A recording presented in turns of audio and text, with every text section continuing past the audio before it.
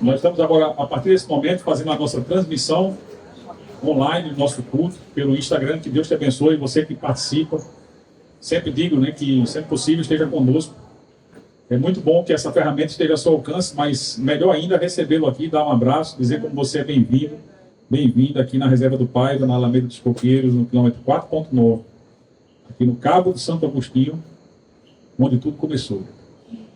Temos a oportunidade de começarmos a nossa reflexão bíblica nesse momento, e eu vou fazer a leitura de Jeremias 52, o último capítulo do livro do profeta Jeremias. Eu queria lhe convidar a abrir sua Bíblia em Jeremias 52, do verso 1 até o verso 9.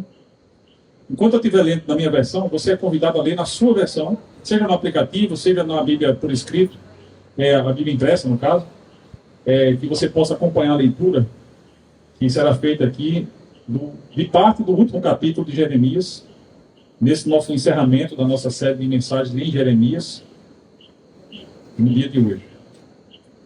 Assim diz a palavra de Deus, Jeremias 52, do 1 ao 9. Zedequias tinha 21 anos quando se tornou rei. Reinou 11 anos em Jerusalém. O nome da sua mãe era Amutal, filha de Jeremias de Nilo. Ele fez o que o Senhor reprova, assim como fez Jeoaquim. A ira do Senhor tem sido provocada em Jerusalém e em Judá de tal forma que tenham que tirá-los da minha frente. Zedequias se rebelou contra o rei da Babilônia. Então, no ano 9 do reinado de Zedequias, no 10º mês, Nabucodonosor, rei da Babilônia, marchou contra Jerusalém com todo o seu exército. Acamparam fora da cidade, construíram torre de assalto ao redor dela. A cidade ficou sob o cerco até o 11º ano do rei Zedequias. Ao chegar o 9º dia do 4º mês, a fome era tão severa que não havia comida para o povo. Então, o muro da cidade foi rompido. O rei e todos os soldados fugiram e saíram da cidade à noite, na direção do Jardim Real, pela porta entre os dois muros, embora os babilônios estivessem cercando a cidade, foram para Arabá. Mas os babilônios perseguiram o rei Zedequias e o alcançaram na planície de Jericó. Todos os seus soldados se separaram dele e se dispersaram. E ele foi capturado, levado ao rei da Babilônia em Ribla, na terra de Amato, que o sentenciou. Louvado seja o nome do Senhor pela leitura da sua palavra, e que ele nos dê entendimento. O primeiro entendimento que a gente tem é que aqui está narrada a queda de Jerusalém, que foi tão profetizada por Jeremias. E hoje eu quero dar um destaque a esse fato, porque o próprio Deus disse que as pessoas se questionariam a razão dessa queda. Deus disse que, e a gente vê isso nos últimos capítulos de Jeremias, quando os babilônios entram em Jerusalém, os próprios babilônios, eles dizem que aquilo aconteceu porque o Deus de Israel havia entregue a nação nas mãos do invasor, do conquistador. E ele disse, Deus permitiu isso porque eles se desviaram do caminho desse Deus. Então, ao olhar para a queda de Jerusalém, eu quero convidá-los a pensar em como as consequências do pecado são nefastas. Como as consequências de escolhas que nós tomamos, às vezes, dissociadas de Deus, nos trazem resultados indesejáveis. E olhe que o ministério de Jeremias, como foi o ministério de todos os profetas, foi um ministério difícil. Foi um ministério exercido, como vimos aqui no texto, em grande parte sob o cerco do último dos reis da linha de Davi, que reinou antes de Nabucodonosor sobre aquela região, que foi o rei Zedequias. Esse rei, ele reinou como um rei, como a gente diria na época do governo militar, mandato de ônibus, né? Ele esteve ali porque o próprio Nabucodonosor, que fez 3 campanhas militares contra Judá, na segunda campanha, ele tirou o rei Joaquim, mudou o nome de Joaquim para Jeoaquim, e ainda fez com que o tio dele, o Zedequias, governasse naquela região. E ele ficou governando ali como uma espécie de protetorado da Babilônia, ou seja, governava mas era mandado pelo rei da Babilônia, até o momento em que ele se rebela contra o rei da Babilônia, apesar das advertências de Jeremias de que ele não deveria se rebelar. Por quê? Porque, da mesma forma como aconteceu com o reino do norte, com os assírios, em que Deus puniu a idolatria do reino do norte através da invasão, agora aconteceria, vários anos depois, com o sul, Judá, em que Deus estaria mandando o conquistador babilônico, como lemos no próprio texto que iniciou o nosso culto de hoje, como instrumento nas mãos de Deus. Nós lemos no início do culto que a Babilônia era como um copo de ouro nas mãos de Deus. Então, o copo é um instrumento. E os babilônios nada mais foram do que um instrumento da disciplina de Deus. Eu prefiro a palavra disciplina a castigo. O castigo ele tem muito uma conotação negativa, né? O mal pelo mal, a punição. Mas, na verdade, o que Deus queria aqui não era exatamente isso. O que Deus queria era chamar o seu povo ao arrependimento.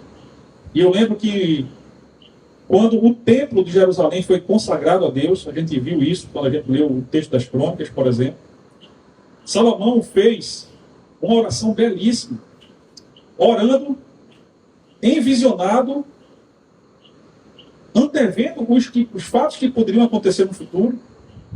E ele mesmo disse que se houvesse o dia em que o povo se desviasse dos caminhos de Deus e fosse adiante de outros deuses, mas se ele se arrependesse e orasse e pedisse a Deus o perdão, que Deus dos céus ouvisse a oração do povo. E Deus disse, desde antes, como a gente lê no segundo livro das Crônicas, no capítulo 7, lá no verso 14, se o meu povo, que se chama pelo meu nome, se humilhar e buscar a minha face e orar, e se arrepender dos seus maus caminhos, dos céus eu o ouvirei, perdoarei os seus pecados, sararei a sua terra, eles serão meu povo e eu serei o seu Deus. O desejo de Deus sempre foi esse. Então, a queda de Jerusalém era um freio de arrumação que era necessário. E olhe que depois da queda de Jerusalém, mesmo depois da volta do exílio, o povo continuou a andar em caminhos pecaminosos, caminhos diferenciados daquilo que era o desejo de Deus. Malaquias, por exemplo, que foi o último dos profetas, ele prega como o próprio... nós vemos na literatura de Neemias, de Esdras, quantas questões importantes havia de pecados no meio do povo arraigados, né, mesmo depois desse período exílico. O que vai acontecer agora é que com a queda de Jerusalém, a glória de Jerusalém seria semelhante ao que aconteceu antes com Siló. A Bíblia em português diz Siló, mas a palavra hebraica é Shiló, que foi a primeira base espiritual em Canaã que Israel teve como povo. E o templo ficava em Shiló até o dia em que, na batalha com os filisteus, eles perderam a batalha, a arca foi roubada, né, e a glória de Israel se foi naquele tempo. Agora, de novo, a glória de Israel, a glória de Deus em Israel estava indo embora. Por quê? Porque Deus abandonou temporariamente o seu povo por conta dos pecados, dos caminhos pecaminosos em que o povo andou. E não faltou conselhos. Não havendo conselhos sábios, o povo cai. Mas nesse caso, até havendo conselhos sábios, o povo caiu. Por quê? Porque preferiu andar nos seus maus caminhos. Falava no início do nosso culto que Babilônia vai se tornar em toda a Bíblia, inclusive em Apocalipse, um sinônimo do espírito orgulhoso, altivo. O mesmo espírito que levou no princípio, durante a construção da cidade de Babel, a edificação de uma torre, como se fosse um homem capaz por si mesmo de chegar até a divindade. Construir uma torre com essa finalidade, de irem até o céu. Na verdade, nós sabemos que existe um abismo intransponível entre o Deus Santo e o ser humano pecador. E só Jesus Cristo se coloca como ponte para unir esses dois mundos. O mundo dos seres humanos que fazem as escolhas mais loucas aos olhos de Deus, ao mundo desse Deus santo, perdoador, pai amoroso, que quer trazer o seu povo para junto dele, para o povo ser povo dele. Mas não é possível o povo ser povo de Deus, cada um andando de acordo com o seu próprio caminho. Do rei ao homem mais simples do povo, as pessoas fazendo aquilo que desagradava a Deus. Gente, teve um dos reis que sacrificou o seu filho, sacrifício pagão. E Deus disse: eu nunca orientei que se fizesse isso. Jamais eu requeria a vida de ninguém, de um ser humano, em sacrifício. O que Deus instituiu naquela época foi o sacrifício dos animais, mas sacrifícios humanos. Até reis fizeram passar filhos pelo fogo, como oferta pagã. Dentro de Israel foram construídos, desde Salomão, postes ídolos para adoração de Astarote, de Baal. Então, que coisa absurda. Uma terra que era uma terra consagrada ao Deus verdadeiro e que aos poucos o pecado foi tomando conta e se tornou uma regra. No tempo de Elias, onde reinava Acabe, as pessoas não sabiam mais nem quem era Deus, se era Baal ou se era Yahvé. Foi preciso Elias orar pedindo fogo dos céus para que houvesse uma grande demonstração. Aquilo foi um prodígio de Deus, para que houvesse uma grande demonstração de que o Deus verdadeiro era Yahvé. Porque havia centenas, mais de 800 profetas de Baal sustentados pelas ofertas de dízimos que eram entregues no templo, a serviço da fenícia Jezabel e do rei Acabe. Então foram tempos muito negros, o período dos reis. E Deus já tinha antevisto isso, que haveria um tempo em que até os próprios reis se desviariam. E Deus deu conselhos. Moisés disse: olha, quando vocês tiverem um rei sobre vocês, quando vocês se arrependerem de serem guiados por mim, quiserem um rei para guiar vocês, esse rei não vai poder ter muitas mulheres, não vai poder ter muito ouro. Salomão teve 1000 mulheres, foi o rei mais rico que existiu, permitiu a idolatria dentro de Israel.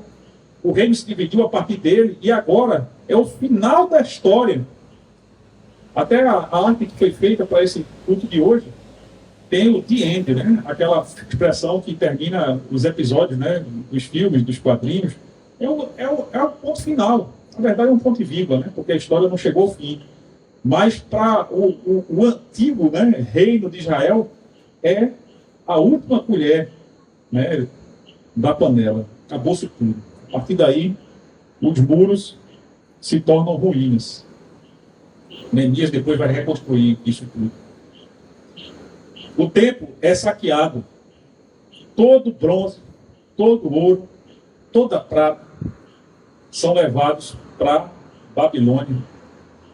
A Arca da Aliança foi saqueada, foi roubada. Indiana Jones, até hoje, está procurando e não achou essa arca. Isso foi tudo nessa época, né, em que os babilônios entraram, invadiram, e Deus permitiu que acontecesse isso. Mas agora eu não queria que você olhasse para a desolação. Eu queria que você meditasse na fidelidade de Deus. Porque aos nossos olhos, certas catástrofes parecem ser assim os eventos mais indesejáveis das nossas vidas. Mas quando a gente olha pelos olhos de Deus, a gente pode perceber que Deus ele continua governando em toda e qualquer circunstância. O nome disso é providência. Providência é uma doutrina bíblica que atribui a Deus o governo soberano em toda e qualquer circunstância e sobre toda e qualquer pessoa. Tudo que acontece está debaixo do governo de Deus, ainda que ele, pela sua própria vontade, não induza certos comportamentos. Jamais Deus induziu o seu povo a idolatrar. Pelo contrário, ele deu a sua palavra para que isso não acontecesse. Mas também trouxe uma palavra de que se eles não se arrependessem, eles seriam disciplinados por amor. Até mesmo o que aconteceu é prova da fidelidade de Deus. Que Deus é fiel. Aquilo que Deus fala é a palavra dele. E a palavra dele se cumpre. A gente tem que ter muita consideração pela palavra do nosso Deus. Porque às vezes a palavra de Deus, ela nos repreende também. Tiago diz que o homem espiritual, ele olha para a palavra como um espelho. E ele faz os ajustes que são precisos serem feitos. São necessários serem feitos. Enquanto que o homem natural, aquele que não tem o Espírito de Deus, ele olha para o espelho como uma pessoa que olha, vê que tem uma coisa errada e se vai, e não faz os ajustes, não conserta nada. E a palavra de Deus, quando ela nos confronta, é para consertar. Eu acredito veementemente que todos nós, inclusive eu, temos alguma área da nossa vida que a gente precisa de consertar. Precisa de um recall do fabricante. E esse recall do fabricante são aqueles chamados que Deus faz a cada um de nós para nos dar a oportunidade de emendar os nossos caminhos. A nossa oportunidade de refletirmos algumas escolhas que nós temos feito. Fiquei muito feliz hoje pela manhã, na Emanuel. Uma pessoa me procurou depois do culto para dizer que ia insistir com a família dela, que era uma família que meio fechada para o Evangelho, e ela insistiu. Sai de lá para almoçar com essa família em Olinda, porque recebeu uma palavra que diz que para compartilhar o amor de Cristo é preciso pagar o preço. Deus, ele é fiel em tudo. Desde a promessa de estar conosco em todos os momentos, especialmente quando a gente está fazendo a obra dele, quando a gente está envolvido, engajado em fazer discípulos, o Senhor está conosco. Por quê? Porque nós estamos unidos a Ele. Estamos fazendo a vontade dEle. A vontade de Deus é boa, perfeita e agradável. As coisas ruins vão acontecer com todos nós, mas o Senhor é fiel. E bem-aventurados são aqueles que nele se refugiam. Salmo 34, Salmo 46 e tantos outros. Salmo 23, o chamado Salmo do Pastor. Bom é conhecer não o Salmo do pastor, mas o pastor do Salmo. É ter intimidade com esse Deus que é fiel. Esse Deus que não falta. E a palavra de Deus foi: vocês vão olhar e vão ver uma desolação. Mas prestem atenção, porque vocês vão para o exílio. Vocês vão ser exilados. E foi mesmo, viu? Muita gente foi. Daniel foi nessa primeira leva. Foram 3 campanhas, eu falei. Na primeira campanha, Daniel foi levado para o exterior. Foi morar na Babilônia, na corte do rei. Né? Daniel, Sadraque, Mesaque, Abednego, né? Que tinham outros nomes, né? Então, mesmo tudo isso acontecendo, Deus disse: vocês vão voltar para casa. E a ruína que vocês estão vendo hoje, ela vai se transformar em uma cidade restaurada. Então, a gente muitas vezes olha para o sofrimento do presente, mesmo quando é disciplina de Deus, e às vezes a gente olha só e percebe só o presente. Mas a visão de Deus é o que está por trás daquilo ali. Né? E coisas maravilhosas Deus tem guardado para aqueles que o amam. Nem olhos viram, nem ouvidos ouviram, nem de forma alguma chegou ao coração do homem, que Deus tem guardado para aqueles que o amam. Amém? Por isso que a gente precisa olhar com os olhos de Deus para as situações. Israel precisava, né? Vou falar de Israel, na verdade não existia mais Israel, era só Judá. Mas depois do cativeiro, ele vai voltar a se chamar Israel, não tinha mais esse negócio de reino do norte e do sul, como remanescente de Israel, aquilo que sobrou do povo, pela fidelidade de Deus. Porque Deus não permitiu que nem no êxodo, nem na invasão, o povo fosse dizimado. E ainda houve aqueles que fugiram para o Egito. O Egito não foi tomado pela Babilônia, e alguns que fugiram para o Egito, inclusive Jeremias foi levado contra a própria vontade, à força, por aqueles que fugiram para o Egito. Porque Jeremias teve, da parte do rei Nabucodonosor, a liberdade para escolher onde morar. Eu acho interessante isso, porque o próprio Nabucodonosor quis honrar a Yahvé.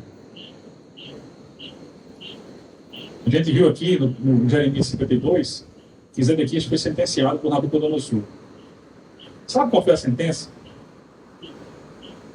que ele recebeu? Quando Nabucodonosor entrou, e a gente fez no livro das Crônicas, ele perguntou: o que é que o profeta disse a teu respeito, Zedequias? Zedequias fugiu, né? Foi prego em Jericó, foi trazido à presença de Nabucodonosor. Pergunta de Nabucodonosor: o que é que o profeta falou que eu faria com você? Pense no temor a Deus. Porque ele sabia que por ele mesmo ele não teria conquistado aquela cidade se não tivesse sido a vontade de Deus. É claro que o conhecimento que ele tinha de Deus era um conhecimento muito superficial. Ele não tinha um relacionamento filial com Deus, mas assim, Deus, ele se revela, gente. Ele se revela. Ele se revela nas coisas criadas. É impossível a gente olhar para um mar gigantesco como esse que está perto de nós aqui, sentindo a brisa dele agora, e não meditar que se esse mar tivesse vontade própria, ele invadiria o local onde nós estamos, porque ele é poderoso para isso, mas Deus ensinou a Jó que ele colocou limite no mar. Lógico que esse limite está relacionado com a presença da Lua, onde ela se encontra estrategicamente posicionada para governar os ciclos das marés, e por isso o mar não invade, mas por trás disso existe a providência de Deus. Deus está no controle de todas as coisas. E a finalidade principal de Deus em relação à criação e à excelência da criação, que é a humanidade, é trazer o ser humano de volta para ele. Isso se perdeu lá no Éden, quando o ser humano começou a fazer as piores escolhas. Por indução de Satanás, como tinha sido, mas, sobretudo, livremente, o ser humano optou por desobedecer com Deus, e tem sido essa escrita até hoje. Por isso, quando a gente olha para o que aconteceu, a gente deve meditar também com temor sobre a fidelidade de Deus, porque Deus, ele diz que um pai que ama o seu filho, disciplina o filho. E o filho que é disciplinado, alguns aqui são pais, já foram filhos, nem sempre receberam dos seus pais a melhor disciplina, nem sempre disciplinaram os seus filhos da melhor forma, mas quando nós somos disciplinados por Deus, ele é um pai perfeito. E a disciplina dele é a expressão da sua boa, agradável e perfeita vontade, meus irmãos. Esse Deus, ele disse, vocês estão passando por um castigo, uma disciplina. Disciplina é melhor que castigo, mas vocês voltarão para casa.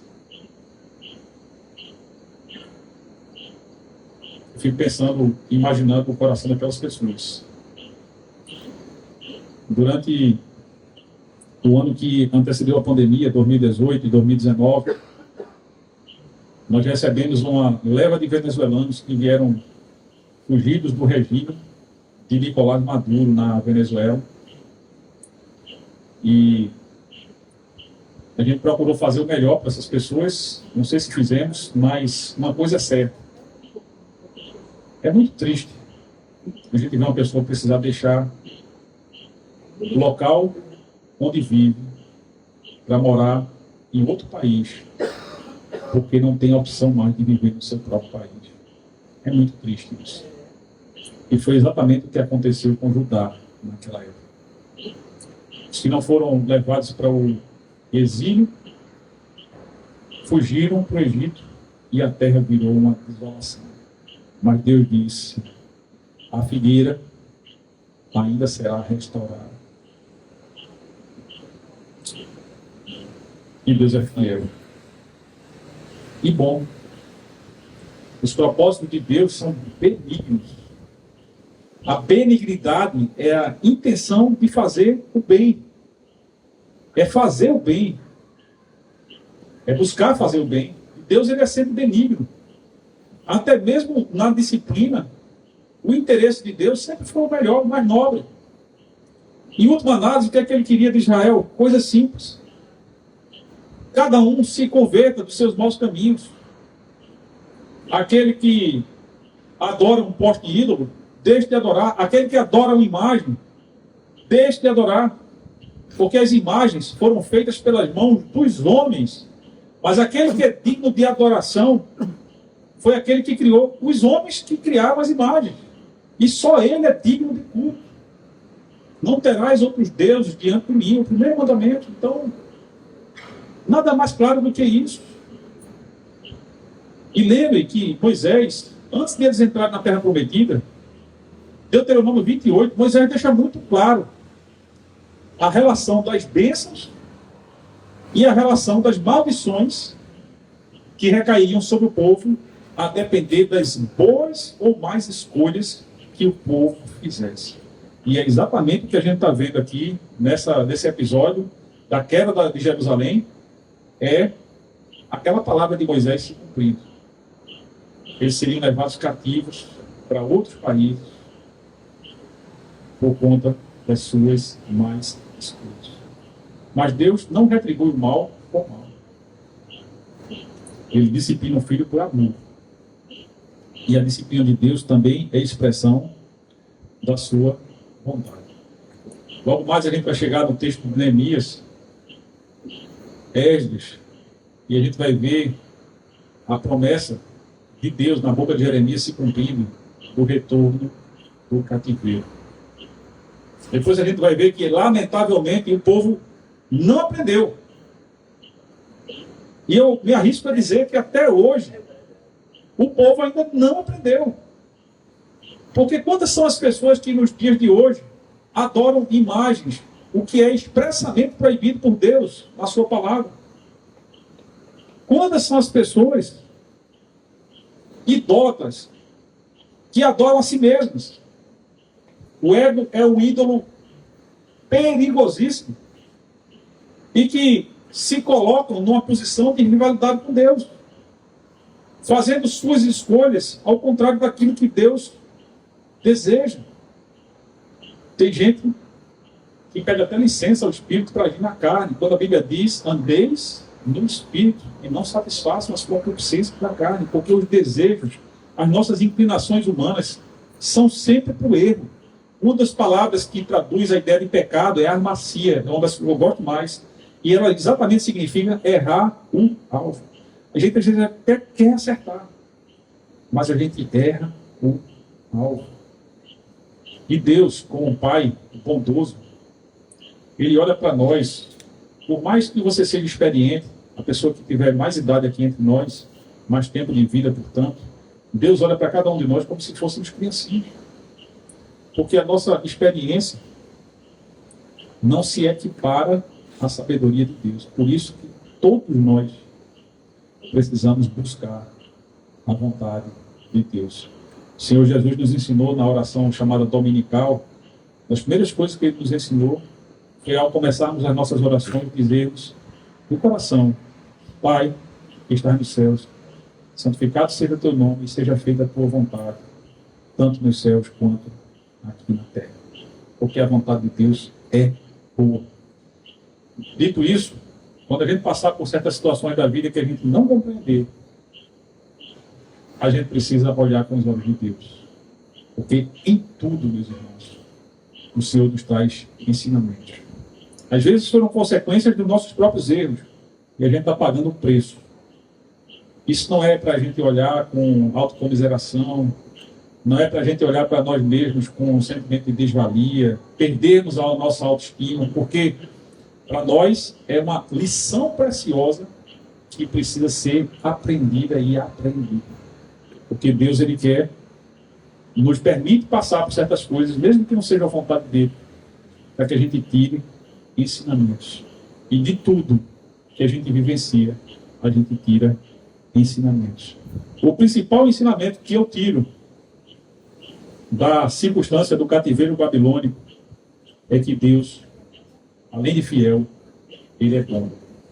Porque era necessário que o povo passasse por aquilo, que experimentasse aquela disciplina, mas para que depois eles experimentassem o desafogo. O desafogo de Deus é o livramento de Deus.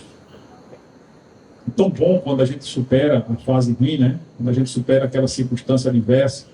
E Deus diz: isso vai acontecer porque eu mesmo estabeleci o meu juízo sobre a Babilônia. Nós lemos aqui no início do culto. Eu mesmo estabeleci a queda da Babilônia. A Babilônia, ela hoje se orgulha. Ela está invadindo Jerusalém, está destruindo os muros, está levando toda a riqueza do templo para si. Mas eu mesmo disciplinarei a Babilônia. As nações que hoje se juntam com a Babilônia, porque uma empreitada militar daquela precisava, como ainda precisa hoje, passar por outras fronteiras. Edom se revoltou contra Israel e ajudou os babilônios. Tantos outros povos se rebelaram contra Israel e se juntaram ao inimigo conquistador. E Deus disse: todos eles terão o seu momento, porque eu vou tratar cada um de acordo com o seu comportamento. Isso é um juízo de Deus. E aqueles que se opõem a Deus fazem isso ou por ignorância ou por falta de temor. Porque nós aprendemos que é inútil lutar contra Deus. Principalmente sabendo que esse Deus é bom. Esse Deus bom, ele chega para Jeremias e diz assim: Jeremias, fica tranquilo. Os que temem o seu ministério profético e tramam a sua morte, não terão poder sobre você. E Jeremias passou por coisas terríveis. Jeremias foi jogado numa cisterna onde só existia lama, para morrer afogado na lama. Mas houve um oficial etíope que era da corte do Zedequias, disse: rei, isso foi um pecado grave, o profeta Jeremias vai morrer de fome ali dentro. E o rei manda tirá-lo. E Deus honra aquele homem. Por quê? Porque atentou para a situação do profeta Jeremias. O próprio Nabucodonosor, quando invade, tira Jeremias da prisão em que ele se encontrava, no corpo da guarda. Estava preso numa gaiola, tira Jeremias, dá a ele liberdade. E Deus tinha dito logo no início: não tema as pessoas a quem você vai pregar a minha palavra. Tema a mim, para que não aconteça com você o mal que eu vou trazer sobre eles. E Jeremias teve muitos motivos para temer, mas ele temeu mais a Deus. E, na verdade, ele termina sendo narrador dessa história. Gosto muito daqueles filmes que tem um dos personagens como narrador, porque eles expressam a sua visão pessoal dos acontecimentos. O livro de Jeremias, atribuímos ao próprio Jeremias a escrita do livro, é a visão pessoal, inspirada por Deus, de tudo aquilo que aconteceu, para que a gente possa aprender por contraste. Eu gosto muito disso, aprender por contraste. Porque, apesar de a gente aprender mais por nossos próprios erros, melhor é aprender com os erros dos outros. Porque a gente não vai passar pelas mesmas consequências dos erros que eles passaram. Mas a gente olhando para aquilo ali, a gente aprende com as lições que a gente pode tirar daquele erro. E a gente não vai cometer os erros. Então, quando a gente olha para a história de Judá sendo invadido pelos babilônios, quais são as lições que a gente pode tirar, além da fidelidade de Deus, da bondade de Deus, da sua intenção de conduzir o seu povo no bom caminho, afastar o seu povo das suas escolhas dissociadas da vontade de Deus, trazer o povo para um relacionamento filial com Ele. Além de tudo isso, a gente aprende que o ser humano precisa temer a palavra de Deus. Precisa aprender a discernir a palavra de Deus no meio de tantas vozes que se ouvem, inclusive nos dias atuais, vozes contraditórias. Como era no tempo de Zedequias, uns diziam: se renda a Nabucodonosor, porque essa é a vontade de Deus. Outros diziam: não se renda, porque essa é a vontade de Deus. Duas mensagens completamente diferentes.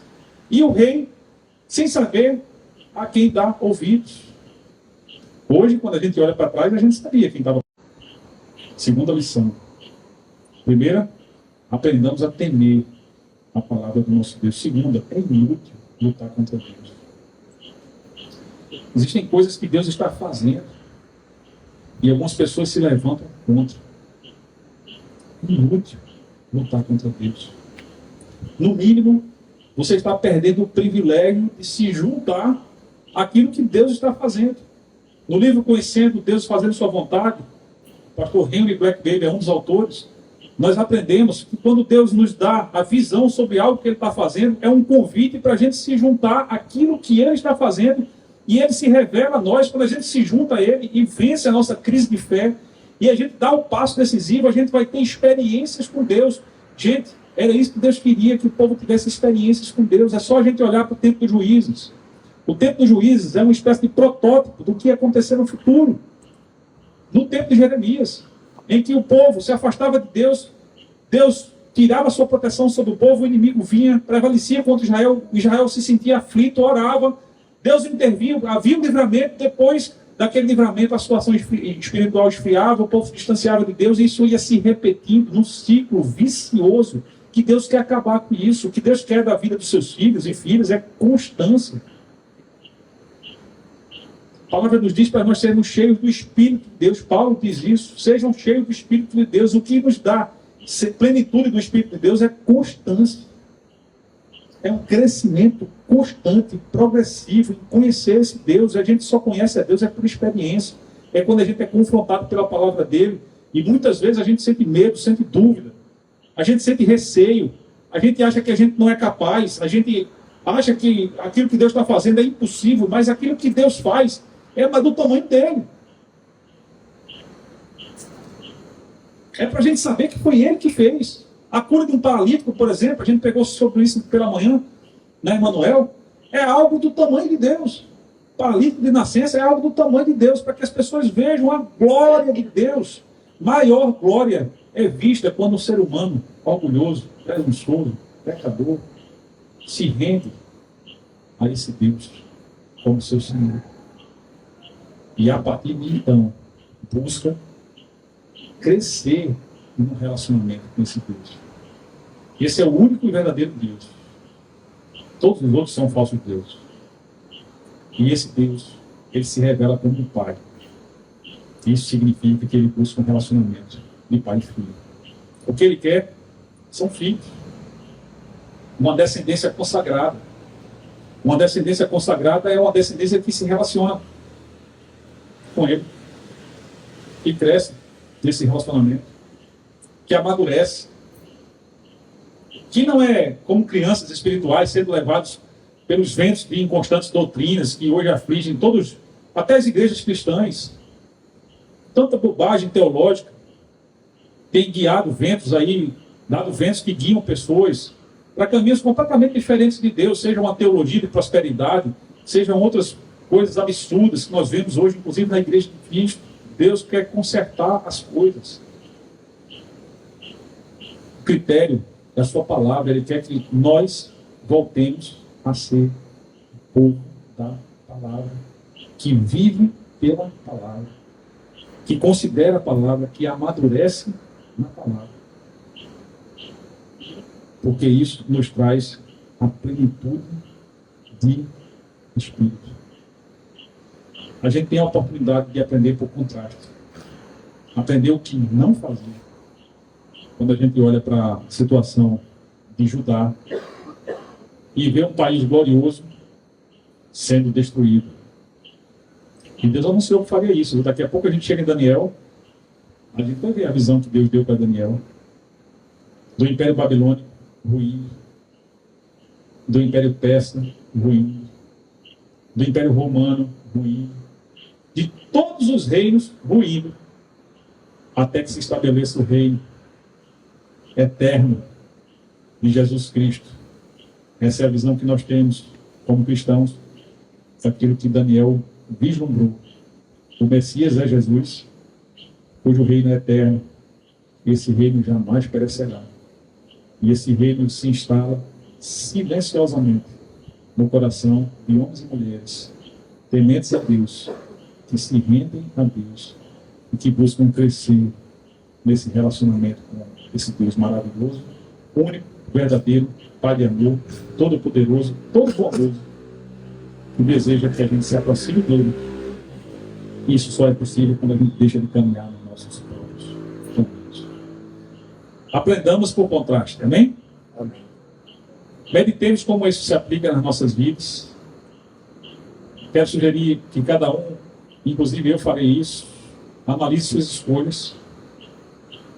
E a gente possa fazer aquela oração que Davi fez, no Salmo 51. Senhor, olha para mim, vê se há algo em mim que não te agrada, para que eu possa me converter dos meus caminhos e possa ser guiado continuamente pelo Senhor.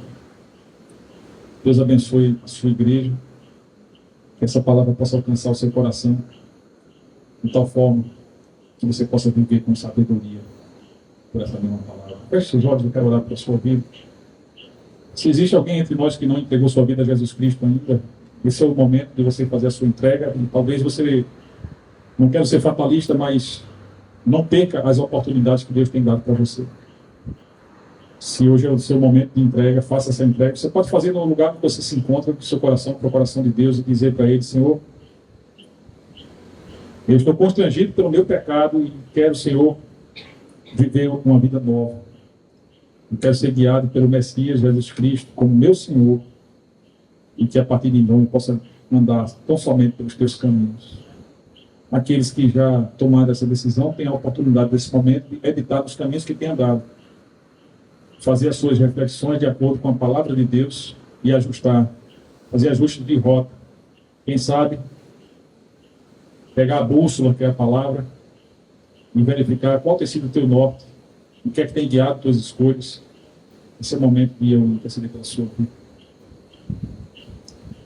Santo e eterno Deus, obrigado pela tua palavra. Ela é a tua porção generosa de sabedoria para o nosso viver. Perdoa-nos, ó Deus, porque muitas têm sido as vezes que temos agido, Senhor, de acordo com a nossa vontade, nosso entendimento, nossa experiência, aquilo que nós achamos. Quando, na verdade, Senhor, teu povo tem a tua palavra como única regra de fé e prática, Deus. E às vezes, Pai, a nossa prática ela está dissociada da nossa fé.